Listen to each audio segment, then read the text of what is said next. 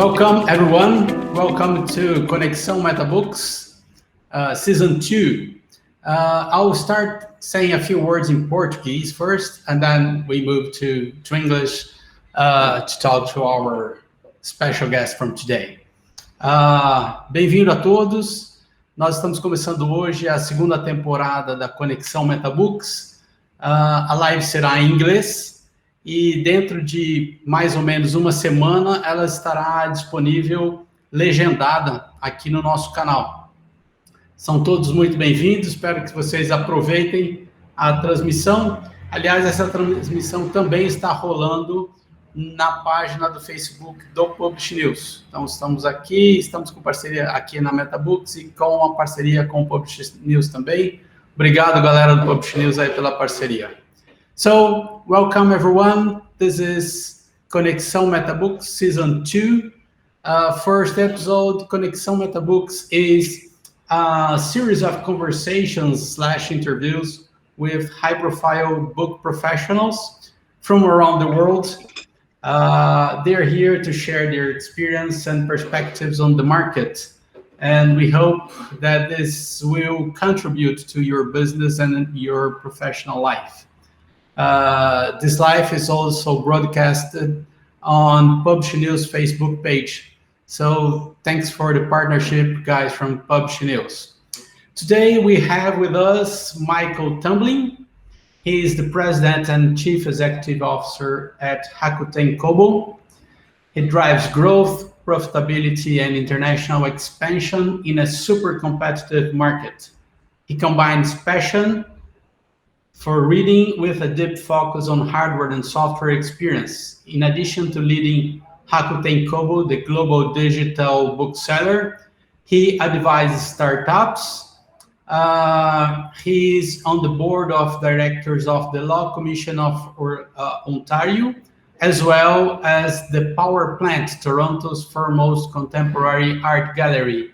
Michael has been a part of Rakuten Kobo's executive team since 29, and he holds a master's in business administration from the University of Western Ontario. Welcome, Michael.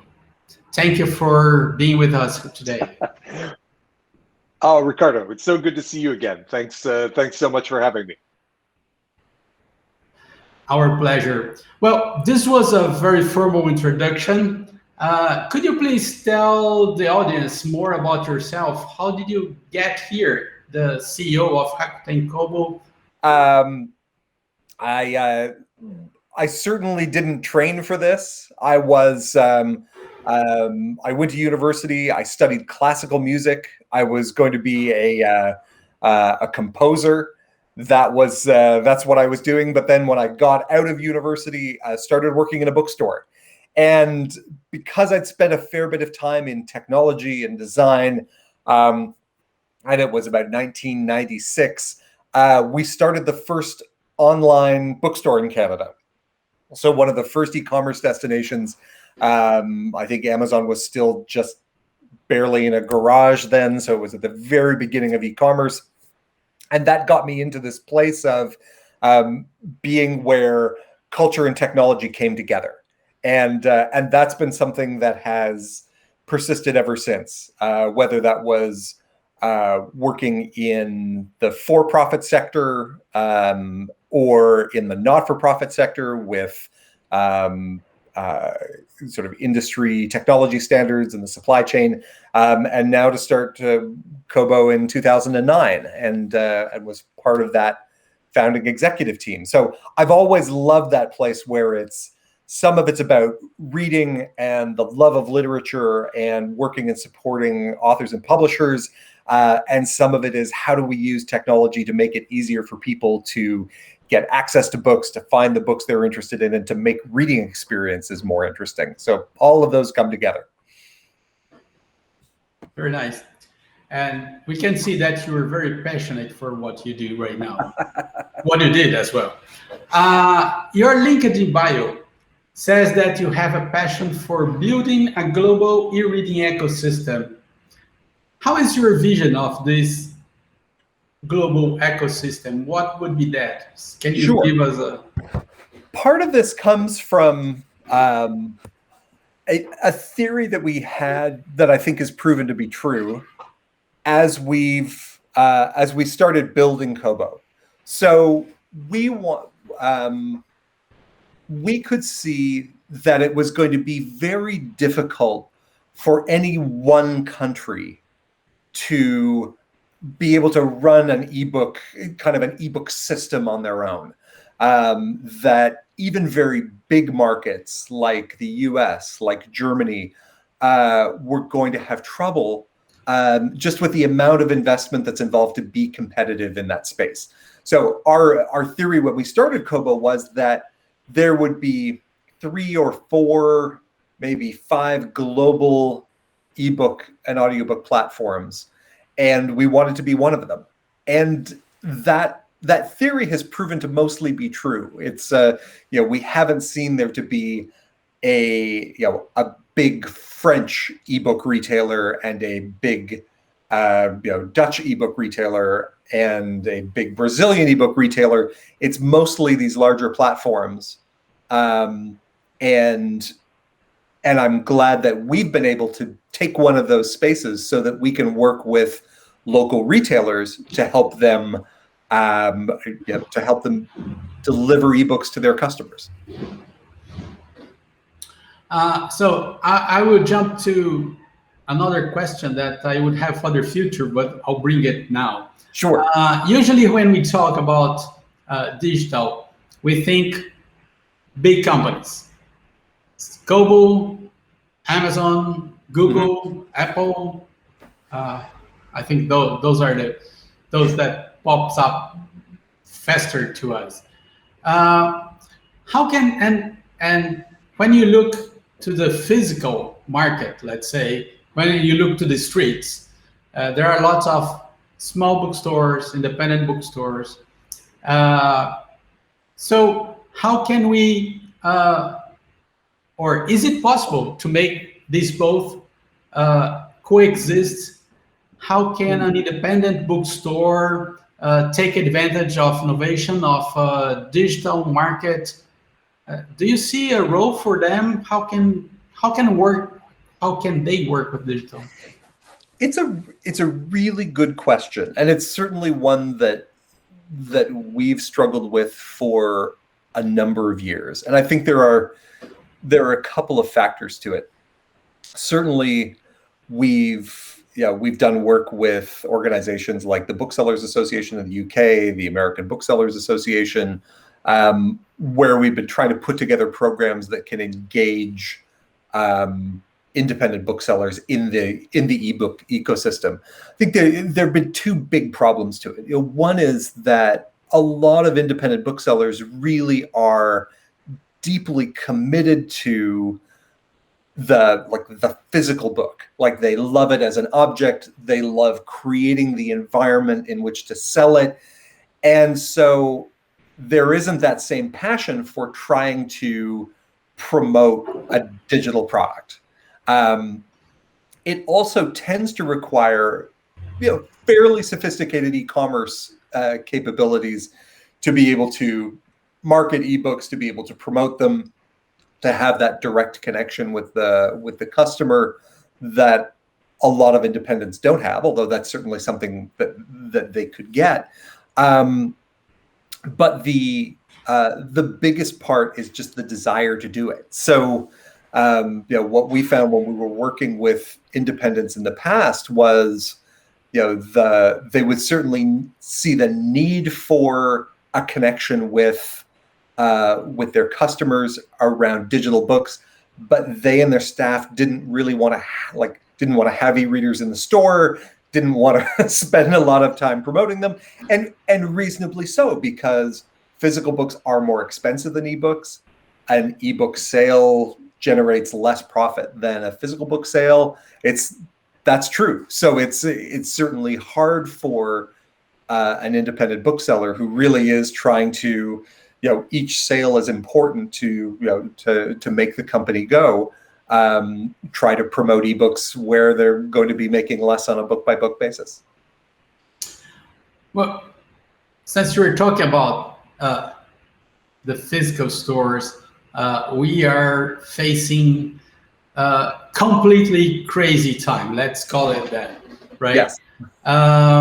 So here in Brazil, bookstores have been closed for months, and then they came back again. Then they are closed again, and I'm sure that happened basically every country of the world. Yes.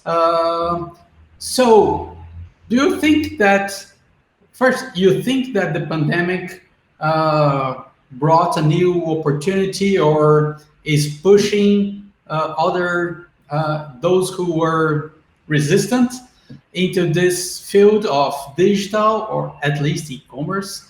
How do you see it? If you had asked me at this time last year, hey, we're going to everything's going to be closed for a year. All of the bookstores are going to be closed.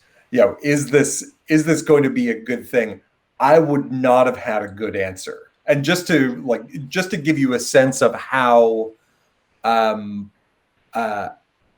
uncertain everything was back in March, we had factories for our e-readers closed in China.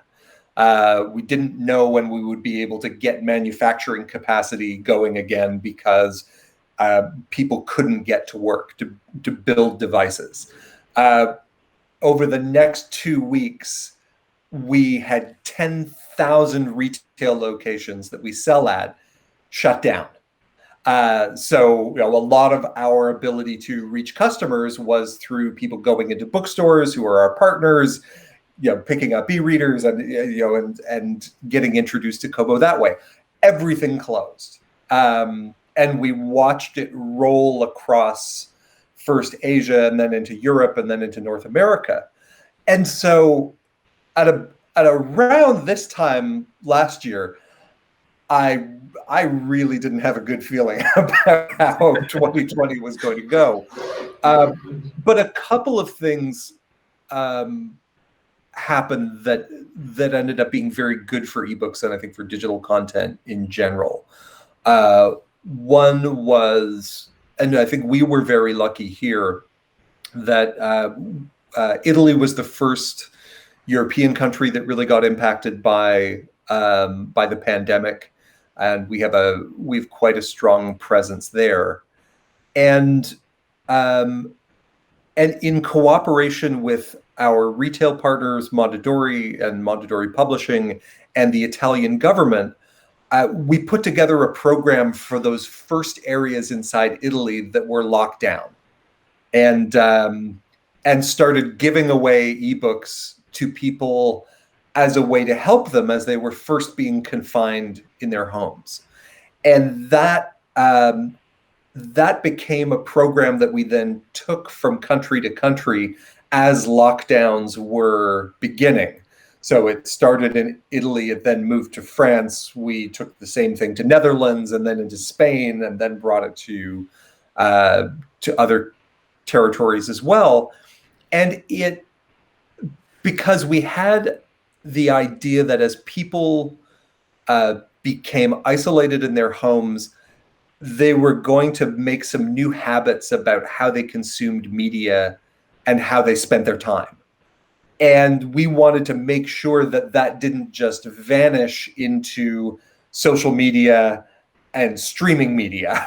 Like, we wanted to make sure that books were an important part of that.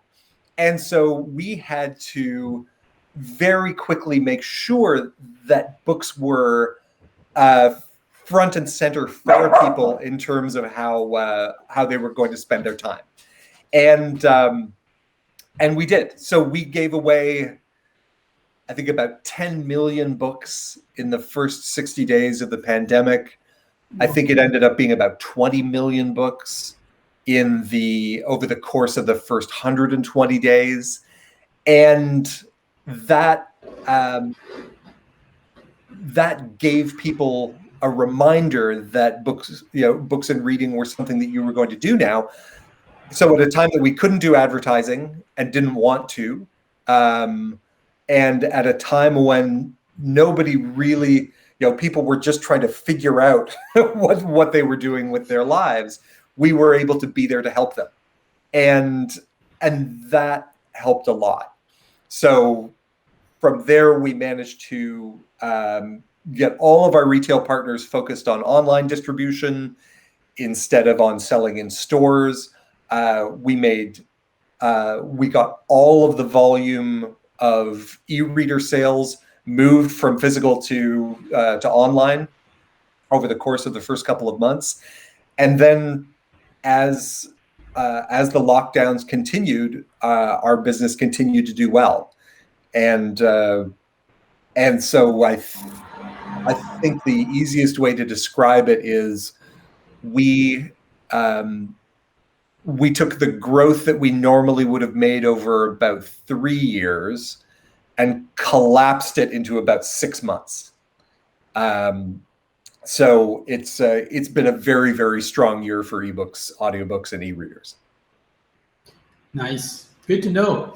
And do you think that this growth is going to keep more or less the same for the next 1 or 2 years? How do you see the future, talking about numbers, growing business? So I think there are two components to it. One is that lockdowns definitely accelerated certain kinds of adoption. So when people couldn't get to their bookstore, when it was difficult to get physical books delivered to their homes, ebooks became a very easy way to fill people's reading needs. Generally, those habits continue, and I think as we've seen huge changes in streaming video, as we've seen big changes in general e-commerce, and people being more willing to order products online and have them delivered instead of going to stores. I think some of those sales will go back to physical formats, but a lot of them will stay. And especially as people have started to build a new set of media habits, and also have built libraries, and we're now in connection with them and recommending books to them, and there are lots of advantages to reading in digital that don't go away as things unlock. So certainly, as we are seeing vaccines roll out and we're seeing stores start to open up in some territories, we don't see things. We see those customers continuing to buy. So that's certainly a good sign for us. Nice to know about that. I'm a digital book enthusiast since the beginning, but I must confess that sometimes I like to get the physical as well. So sure. We do both, right? We do both, and I think that's true for most of the people. Oh yeah, and I think there's this. There was this sense, especially in the early days of ebooks, that people would just switch from one to the other and not come back, and that generally isn't the kind of behavior that we see. We see people who will do all of their fiction reading in digital, but will still buy their cookbooks and their gift books and their books for children in physical formats, or they'll buy books that they find have particular emotional impact in a physical format, or books that just look beautiful.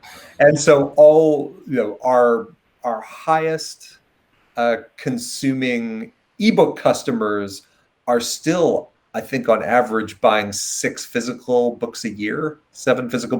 So they're just people who love having books in their lives and have added a new format as a way to do that. Yeah.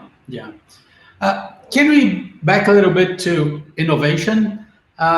We are talking about digital market. So I think that digital market also includes audiobooks and maybe print on demand. So I'd like to hear from you. What do you think about that? I think sometimes, especially print on demand, probably for you in Canada and in the US, it's something more regular. It's common. But many other countries, here in Brazil, print on demand is not something that is really a thing for the market yet. But I see that as a digital line of things. So what can you tell us about audiobooks, that what happened the last year, and also about POD? Sure, and I would add subscription and all you can read services to that list, because that's another kind of innovation in the business model that we're seeing as well. I think print on demand was something that people had.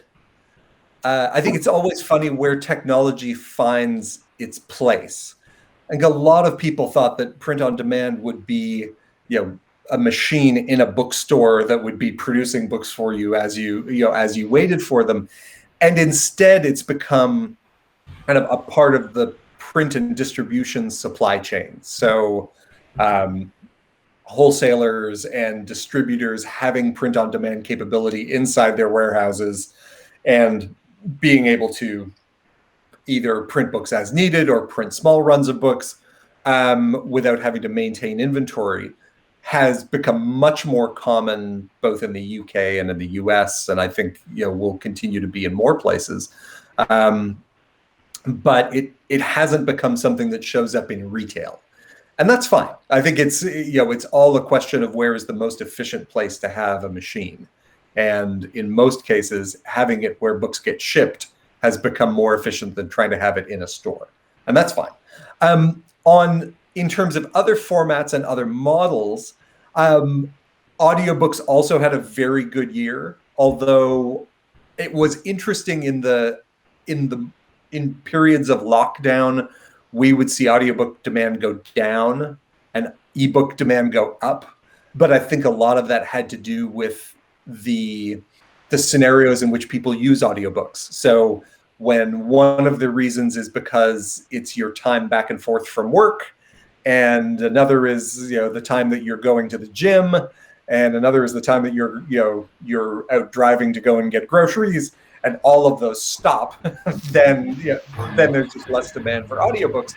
But that also came back. So as people built new routines and still wanted to be able to enjoy books at times when they couldn't read them, whether they were going for walks or were just kind of generally trying to get out of the house, audiobooks came back. And so it wasn't as big a year for audio, I think, as it was for ebooks. And I think we've seen the growth in ebooks coming back in a way that it hadn't been in some territories in the last couple of years. And at the same time saw audio, at least for us, slow a little bit as a result of just those changes in consumption. And I expect those will start to even out as we come out of the different kinds of lockdown. I think the more interesting part for me has been around looking at subscription and all you can read services. And those have certainly accelerated this year as well. So we've had our all you can read service, Kobo Plus, which has been running in the Netherlands, and that saw tremendous growth this year, and interestingly did so without kind of cannibalizing individual a la carte book sales. So we were, and it had been our hope when we launched that service that we would pick up a different kind of customer, someone who might have otherwise gone to a public library or might have otherwise, let's face it, gotten books by piracy. Getting access to a large number of books at a relatively low price ended up being a good way to pick up that new customer. And some of those people still buy new bestsellers or books by big authors as individual purchases as well. So we've taken that model to Canada and then found the same very strong growth for that service as well. And that's both innovation in the sense that we have to sell books very differently within a subscription service.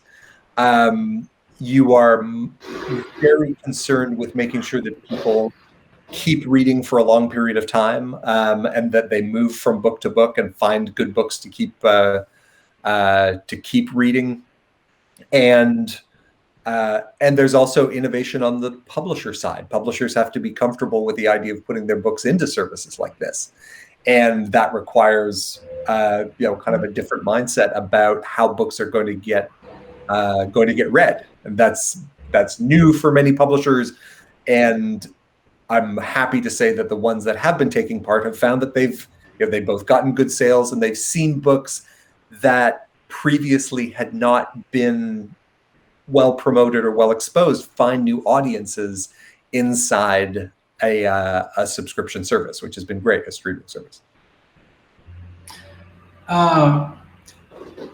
From my years in this market, I have the feeling that innovation is not something that this market embrace in a, let's say, fast speed.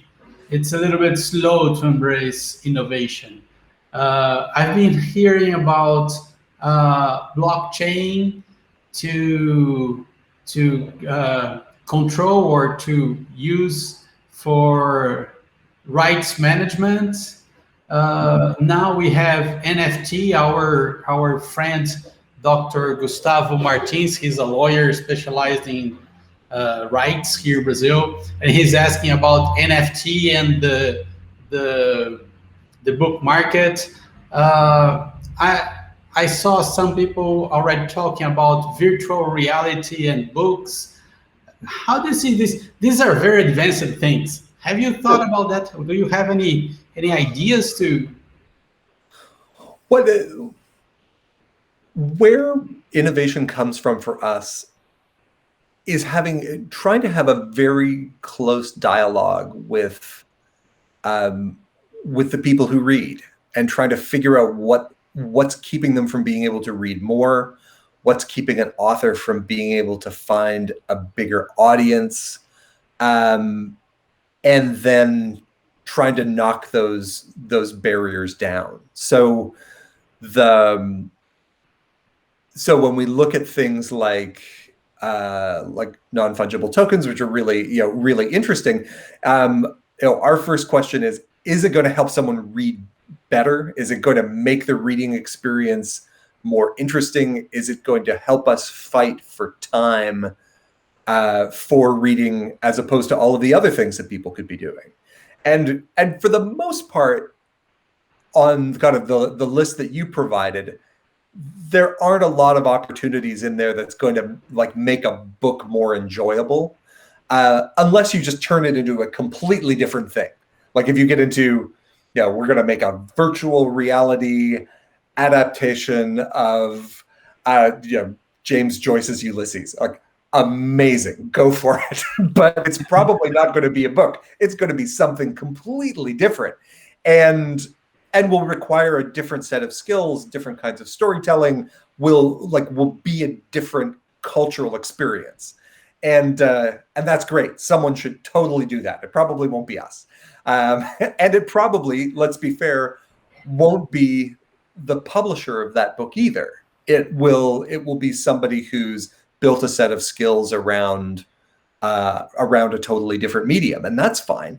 Where we look at innovation is how are there things that we can do in the reading experience itself that either brings people more engagement to the story that they're reading, or gives them a greater feeling of connection to it, or helps us figure out what the next book should be that they read after that, or in the case of our e-readers and devices, just allow people to focus more completely on the book that's in front of them, instead of all of the other distractions that they have in their lives. So we're fortunate in that we can be quite focused and only spend our time on those things that is going to make a reader's life better.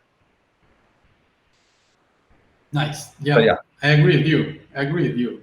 But someone for sure will figure out how to do an NFT on an individual one-time book.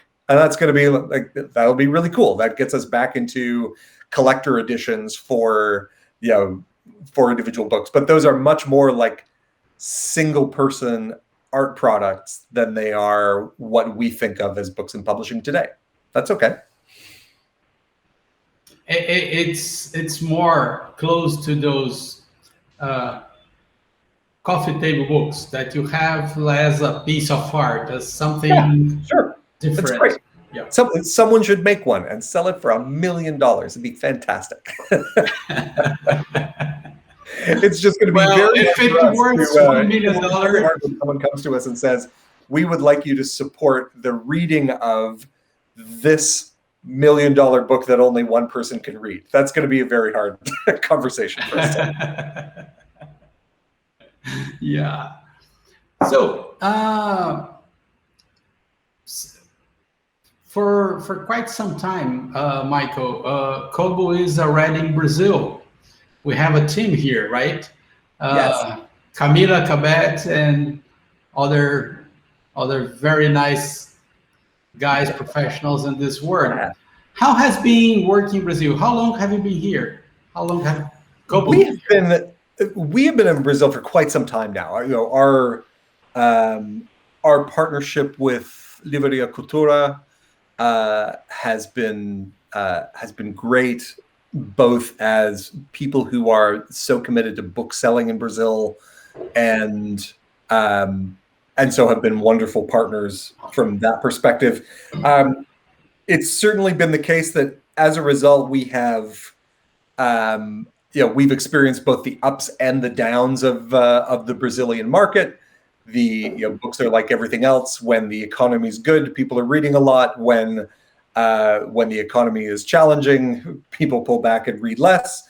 But even in that case, we saw good growth over the course of the last year, especially because the same forces that were at work for the pandemic everywhere else were also at work in Brazil.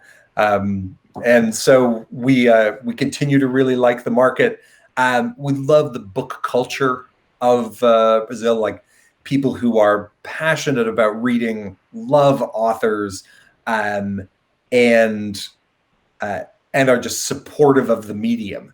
It makes it a fantastic place to be a bookseller. So we love it here. Nice. What do you see, or do you see any specific opportunities in the book market, in the Brazilian book market? What can you tell us about? Sure. I think there are a couple of the same opportunities that we're seeing elsewhere are at least as true, if not more so, in Brazil. Audiobooks are just getting started, and we want to see a lot more audiobook activity in Portuguese in general.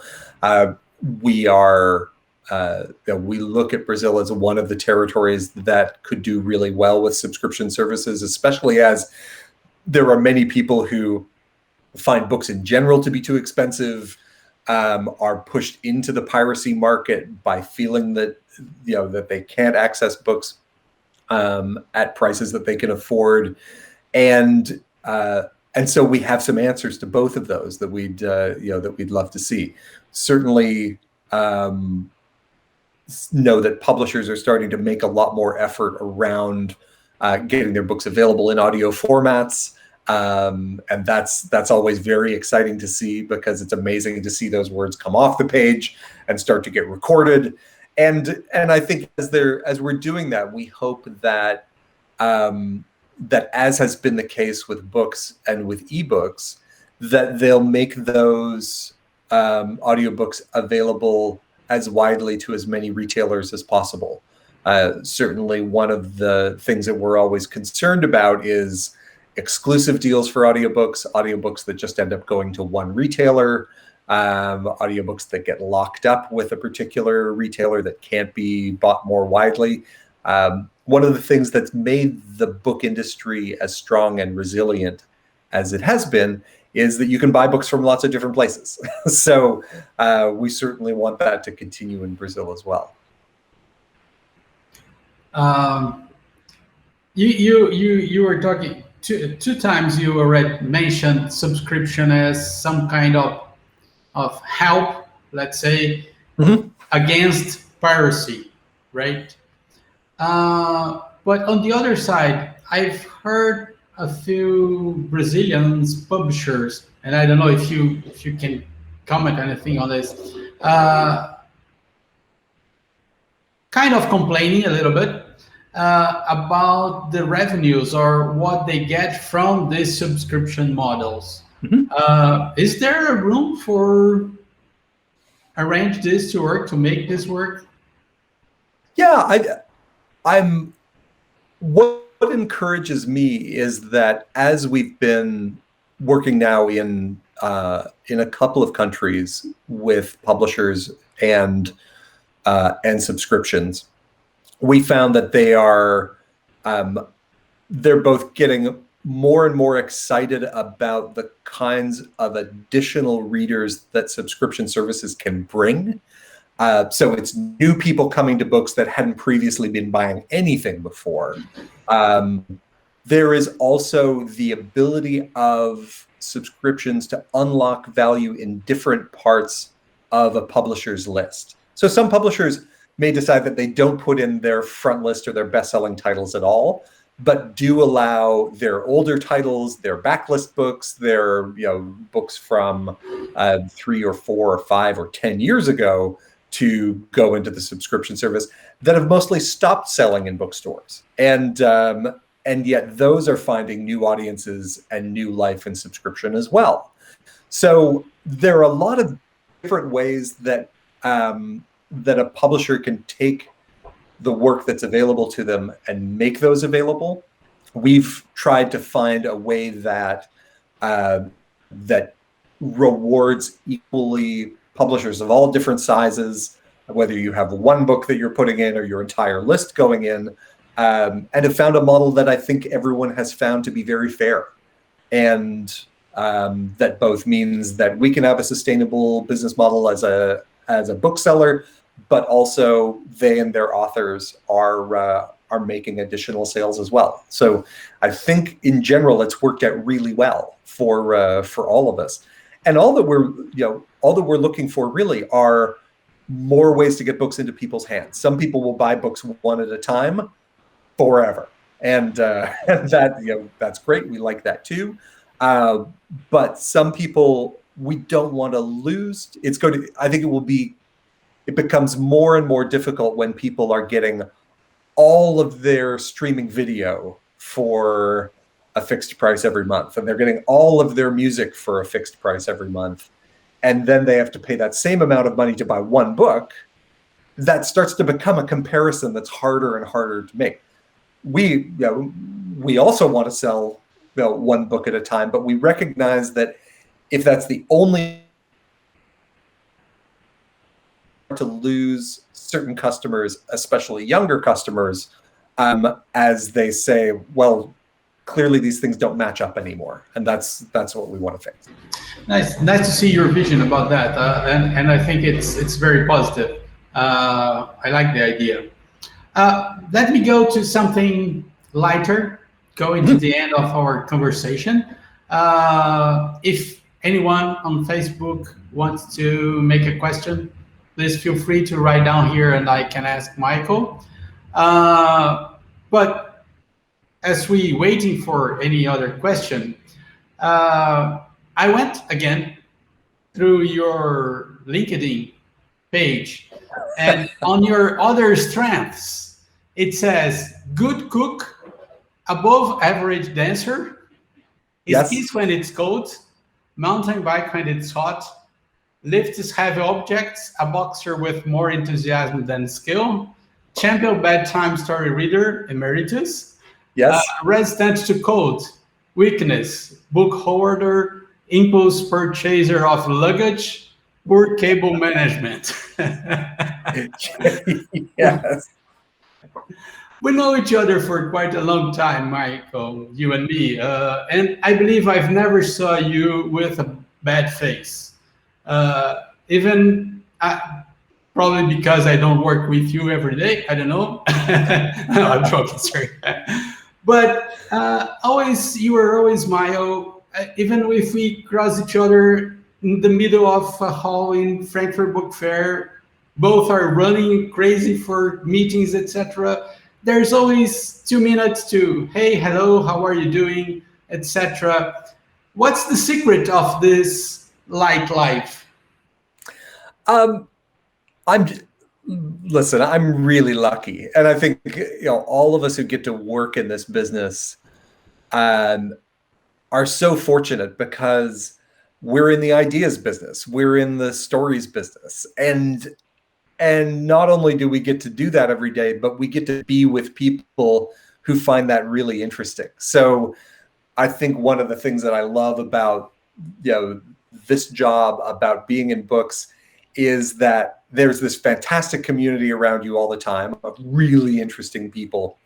And the problems that we're trying to solve are good problems. It's how do we get more books into the hands of more people? How do we help an author find their audience? Like that's a good reason to get up at the beginning of the day. We're not trying to figure out where do we sink the next oil well, or how do we get people to buy more plastic bags? Like that's not our job. But the other part of it is I have this wonderful team of people that I work with at Kobo, and we've really tried to make a place to work that people like to come to every day, even if they're coming to it virtually. And my greatest fear when the pandemic started, aside from were we still going to be able to sell books, was would we be able to keep that culture together? Would people still feel like they were a part of a company that mattered? And one of the things that was so gratifying about the first few months of the pandemic was seeing people really feeling good about being able to help people who were at home, people who needed books more than ever, who needed reading more than ever, and that we could be there for them. And always the thing that gives the strongest commitment to a job is feeling like you have a sense of purpose, that you're making a difference. And so it was great to see that has continued, even though we haven't been able to have everybody in the office anymore. I see a couple of questions here in the chat. Do we want to try and answer a couple of them? There's a question about comic books. How's the market for comic books? Marcello, so it totally depends what country we're in. We see very different demand for comic books on a country-by-country basis. Some, like Japan, more than half of our business is manga, comics, graphic novels. Huge, like absolutely giant market. All digital, almost all on smartphones, and to a certain degree on tablets. So there's a market that doesn't really use e-readers, doesn't really use e-ink, but is very interested in comics and graphic novels. France is another one. We see some sales in Canada and the US as well, but not as big as the markets that we see in Asia. In Asia, we sell more graphic novels than we sell traditional fiction. So it's very different from place to place. Oh, nice. You mentioned smartphones in Japan, especially. How is it the market or the reading habit of digital books right now? Is it the smartphone growing and the e-reader decreasing, or? I think the e-reader business is so fascinating to me because ever since we started it, people have said, okay, that business is going to be gone in 2 years. And I've been saying it since we started it 10 years ago. And I think originally people thought that they were going to be a transitional technology. Why would you keep reading something with a black and white screen when everybody has a smartphone in their pocket, when everybody has a tablet? And I think we found two things. One is that we've been able to design devices that specialize around the experience of reading books, and that you can just make a better physical reading experience from an e-reader right now than you can from a tablet. It's lighter, it's easier on the eyes. You can make it waterproof. You can do all kinds of things to make it more interesting. But the other thing that we've learned is that people will invest into the media categories that they find most important in their lives. So if you are if you love music, then and you buy a new phone, you get rid of the earphones that they send you and you buy a $300 pair of headphones. If you love sports, you get a giant 4K television that you can put on your wall so that you can see every blade of grass on the football field. And if you read 2 books a week, you look to see what's the device that will make that reading experience most enjoyable. And right now that's still an e-reader. So we try to get better and better at making better e-readers as technology advances, as screens get better, as we can change the way that front lights work, as waterproofing works, as screens get bigger. We can take advantage of that. And then that earns us our place as we as people continue to invest. Emmanuel is asking here exactly about your opinion on color e-ink and e-readers like books and the new Nook tablet. What would you? Well, I think the new Nook tablet is actually a tablet. So it's a straight up Android LCD tablet. That's fine. We know what those are. For color e-ink, we still haven't quite seen the right combination of page speed and price and color performance that we're happy with to create a color e-reader. It's great to see how those screens are starting to advance. But we're looking for something pretty special before we're willing to jump into it. And we don't feel that we're quite there yet. So we obviously are keeping a very close eye on that part of the market, and we'll have to see. We'll have to see what comes next. Michael, thank you very much. Would you like to leave a final message, comment to our audience? We're getting to the end. First of all, thank you again for giving me the opportunity to speak to everyone.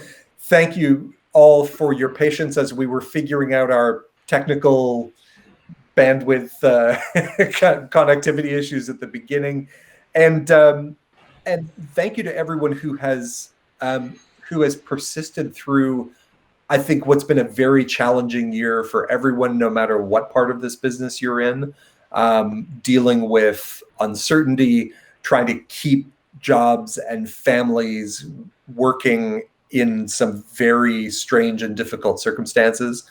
I think we're all feeling optimistic as things maybe start to open up again, as vaccines start to become available. But at the same time, we're very grateful for everyone who's helped to get books to market. And we're very grateful to the customers who decided to keep reading, even when things were challenging. So it's been a very interesting year. Absolutely. Thank you, everyone. People are saying here, Michael, that it was a nice panel, a very nice conversation. Actually, it was not a conversation. I just asked, and Michael said everything. We could do it again, and we could have more of a conversation. I can ask you questions. Absolutely. Let's set another time. Thank you very much, everyone. Thank you for being here with us. Stay safe and healthy. Take care of yourself and those who are close to you. Michael, we wish you the best. It's very nice to see you well here. and all the best for you, for the Kobo company. My special thanks to Renee, who arranged this conversation, who was our intermediate on conversations. Thank you very much. Hope to see you soon. Bye. Thank you, Ricardo. Thanks, everyone. Bye-bye.